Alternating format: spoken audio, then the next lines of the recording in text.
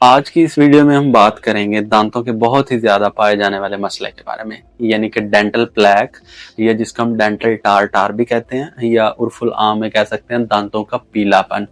यानी कि जो दांत बहुत ज्यादा पीले हो जाते हैं और इनके ऊपर एक पीलेपन की तह जम जाती है, उसको टेक्निकली वर्ड्स में या टेक्निकली टर्म्स में उसको डेंटल प्लैक कहते हैं या डेंटल टार कहते हैं। असल में इस वीडियो में आज हम डिस्कस करेंगे एक ऐसी होम रेमेडी को जिस होम रेमेडी के इस्तेमाल करने से आपके दांतों का जो पीलापन है वो बिल्कुल खत्म हो जाएगा और आपके दांत मोतियों की तरह सफेद हो जाएंगे।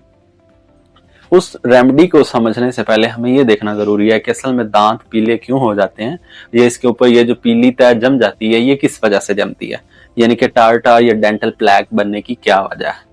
असल में हमारे दांतों में यानी कि मुंह के अंदर कुछ बैक्टीरियाज मौजूद होते हैं और वो बैक्टीरियाज अपने सर्वाइवल के लिए हमारे जिस्म में मौजूद एंटीबॉडीज और या ओरली खाई जाने वाली एंटीबायोटिक से बचने के लिए अपने सर्वाइवल के लिए अब खास किस्म के घर बना लेते हैं और वो घर कैल्शियम के बने हुए होते हैं और मेडिकली इनको बायोफिल्म्स कहा जाता है।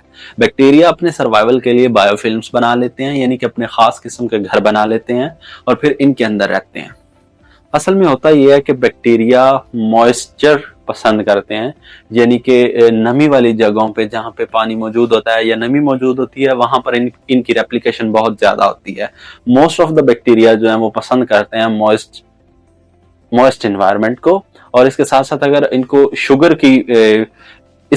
अगर इनको शुगर प्रोवाइड हो जाए, यानी कि शुगर की अवेलेबिलिटी हो जाए, तो ये इनके लिए और बहुत फायदेमंद हो जाता है। तो यानी कि जिस तरह अगर हम देखें कि अगर हम खाने में चीनी का इस्तेमाल बढ़ा दें तो हमें दांतों के मसाइल होना शुरू हो जाते हैं। यानी कि चीनी को इस्तेमाल करके और बैक्टीरिया जब ग्रो करते हैं तो उनका जो एंड प्रोडक्ट बनता है वो होता है लैक्टिक एसिड, और लैक्टिक एसिड बनने की वजह से वहां का माहौल हो जाता है एसिडिक, यानी कि पीएच कम हो जाती है। और पीएच कम होने की वजह से, एसिडिक एनवायरनमेंट होने की वजह से दांत तोड़ फोड़ का शिकार होना शुरू हो जाते हैं और दांतों के अंदर मौजूद कैल्शियम बाहर निकलना शुरू हो जाती है और इसी वजह से दांतों के अंदर कैविटीज बनना शुरू हो जाती हैं। जब कैल्शियम दांतों से बाहर निकलती है तो बैक्टीरिया इसी कैल्शियम को यूज करके बायोफिल्म्स बना लेते हैं और इन्हीं बायोफिल्म्स के अंदर वो रहते हैं और इस तरह वो अपने आप को एंटीबायोटिक से और बॉडी के अंदर मौजूद नेचुरली एंटीबॉडी से अपने आप को महफूज रखते हैं।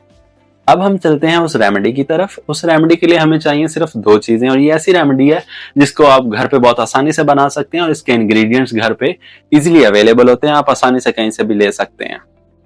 आज हम जिस रेमेडी की बात कर रहे हैं वो उस रेमेडी के इंग्रेडिएंट्स बहुत ही सस्ते हैं और उनको आप घर में बड़ी आसानी से बना सकते हैं। यानी आप किसी नजदीकी फार्मेसी या मेडिकल स्टोर से भी ले सकते हैं उन इंग्रेडिएंट्स को, और मोस्ट ऑफ द टाइम ये इंग्रेडिएंट्स घर में मौजूद होते हैं।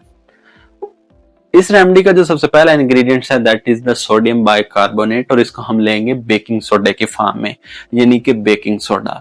अब सबसे पहले देखते हैं कि इस रेमेडी का हमारी हेल्थ पे नेचुरली क्या इम्पैक्ट आएगा।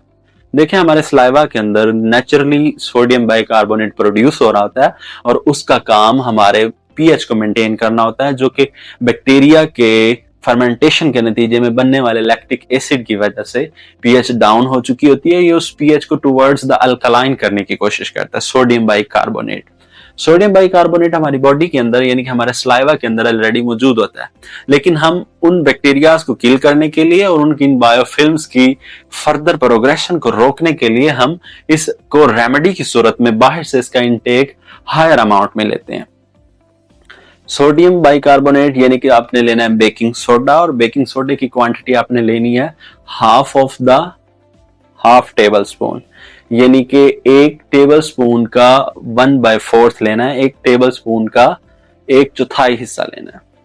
उसके बाद दूसरे इंग्रेडिएंट्स की बात करें that is the hydrogen peroxide, यानी कि H2O2। और हाइड्रोजन पेरोक्साइड भी हमारी बॉडी के अंदर ऑलरेडी मौजूद होती है, अब तौर पे अपना काम सर अंजाम दे रही होती है। अब मार्केट में H2O2 यानी हाइड्रोजन पेरोक्साइड की डिफरेंट कंसंट्रेशंस अवेलेबल हैं। आप 3% वाली कंसंट्रेशन भी यूज कर सकते हैं, आप 6% वाली कंसंट्रेशन भी यूज कर सकते हैं। H2O2 की क्वांटिटी भी आपने equal to the sodium bicarbonate यानी कि बेकिंग सोडा के बराबर रखनी है। 1/4 ऑफ द टेबल स्पून आपने बेकिंग सोडा लेना है और 1/4 ऑफ द टेबल स्पून ही आपने हाइड्रोजन पेरोक्साइड लेना है। हाइड्रोजन पेरोक्साइड और बेकिंग सोडा को मिक्स करने के बाद इन दोनों चीजों को आपने कप ऑफ द वाटर में मिक्स करना है, यानी कि आधे कप पानी के अंदर आपने इनको मिक्स करना है। इनको अच्छी तरह से मिक्स कर लेना है और ये तकरीबन आपके 6 दिन के इस्तेमाल के लिए बन जाएगा आपका माउथ वॉश। और अब आपने इसको इस्तेमाल किस तरह से करना है, आप डेली जब सुबह शाम आप ब्रश करेंगे तो ब्रश करने के बाद आपने 30 to 40 second as a mouthwash इनको अच्छी तरह मुंह में घुमाना है और 30 से 40 सेकेंड के बाद इसको स्प्लिट कर देना है। इस तरह करने से आपका डेंटल प्लैक ग्रेजुअली कम होना शुरू हो जाएगा और फर्दर प्रोग्रेशन रुक जाएगी और आहिस्ता आहिस्ता आपके दांतों का पीलापन खत्म होना शुरू हो जाएगा। दांतों का पीलापन खत्म होते ही आपके दांत मोतियों की तरह सफेद होना भी शुरू हो जाएंगे।